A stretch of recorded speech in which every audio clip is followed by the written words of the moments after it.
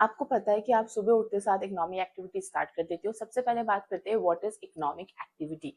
Economic activity क्या होती है? This is the very important topic for your exam. Economics को समझने के लिए हमें इकोनॉमिक एक्टिविटीज को समझना बहुत ज्यादा जरूरी है। Economic activity is the study of how people use scarce resources to satisfy their wants. You know that कि human wants जो होते हैं वो क्या होते हैं? अनलिमिटेड होते हैं, और जो हमारे पास रिसोर्सेज है वो क्या है? लिमिटेड है। तो इकोनॉमिक एक्टिविटी ये स्टडी करता है कि किस तरीके से पीपल यूज करते हैं scarce resources to satisfy their wants, अपने वांट्स को सेटिस्फाई करने के लिए। आप दूसरा डेफिनेशन ये भी लिख सकते हो कि economic activity means any activity done to earn income और सेटिस्फाई ह्यूमन वांट्स। एक ऐसी एक्टिविटी जिससे पैसा कमाया जाए उसको हम इकोनॉमिक एक्टिविटी कहते हैं। इसमें हम एग्जांपल लेते हैं जो आपके बुक्स में या फिर आपके इकोनॉमिक्स में बहुत बार आपको सुनने को मिलेगा। सबसे पहला है आपका consumption, okay. Next is your production, आपको पता होना चाहिए कि ये सारी चीजें क्या है। नेक्स्ट है आपका investment, and last one is your saving.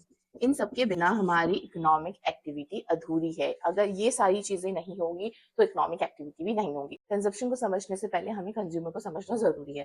Consumer क्या होता है? कंज्यूमर एक पर्सन है who used goods and services to satisfy their needs or wants। ठीक है, हम एक पर्सन है, कंज्यूमर है, जो अपने गुड्स और सर्विसेज को यूज करते हैं अपने सेटिस्फेक्शन को पूरा करने के लिए। ओके, मैं एग्जांपल दे सकते हैं, जैसे कि example, a student buying a notebook. ठीक है, एक स्टूडेंट है, उसने नोटबुक को खरीदा अपने सेटिस्फेक्शन को पूरा करने के लिए। अब व्हाट इज कंजप्शन? कंजप्शन एक ऐसा प्रोसेस है, consumption is the process of using goods and services. ठीक है, कंज्यूमर क्या है? एक पर्सन है, आप हमेशा याद रखेंगे। लेकिन कंजप्शन क्या है? एक प्रोसेस है जिसमें हम अपने गुड्स एंड सर्विसेज को यूज करते हैं डायरेक्ट सेटिस्फेक्शन पाने के लिए। एग्जाम्पल दे सकते हैं, ईटिंग फूड, ठीक है, खाना खाना अपने डायरेक्ट सेटिस्फेक्शन के लिए, and using mobile phone, okay, ये आपको सेटिस्फेक्शन देता है। तो इस प्रोसेस को हम कहेंगे कंजप्शन। और कंजप्शन कौन करता है? Consumer.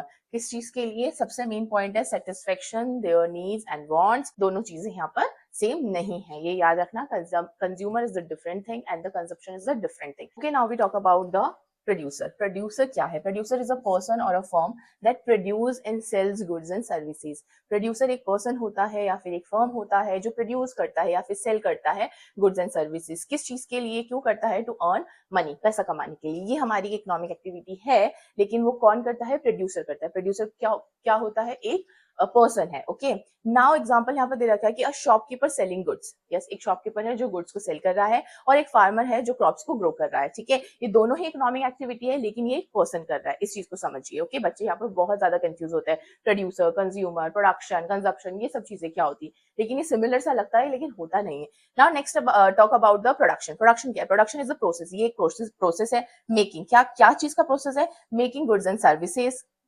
Okay, for the satisfaction of human wants. Human wants को सेटिस्फाई करने के लिए गुड्स एंड सर्विसेज यहाँ पर बनते हैं। ठीक है, उसी प्रोसेस को हम प्रोडक्शन कहते हैं। जैसे कि एग्जांपल है कि एक टेलर ने कपड़ा स्टिच किया, और कारपेंटर मेकिंग अ फर्नीचर। यहाँ पर एक कारपेंटर है।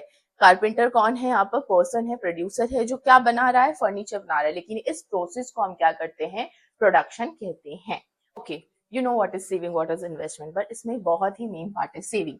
सबसे पहले हम सेविंग समझेंगे। Saving is the part of the income. Income का कुछ ऐसा पार्ट कंजप्शन के लिए यूज करेंगे ना, हम उसे किसी चीज और चीज में खर्च करेंगे। ठीक है, मान लीजिए कि स्टूडेंट है जिसको 1000 रुपीज पॉकेट मनी मिल रही है। 1000 रुपीज बहुत कम हो गए, चलो 15 या 2000 से पॉकेट मनी मिल रही है, और उसमें से वो 1500 खर्च कर देता है और 500 अपनी सेविंग में रखता है, तो it's called saving. Okay, investment means using saving to buy assets.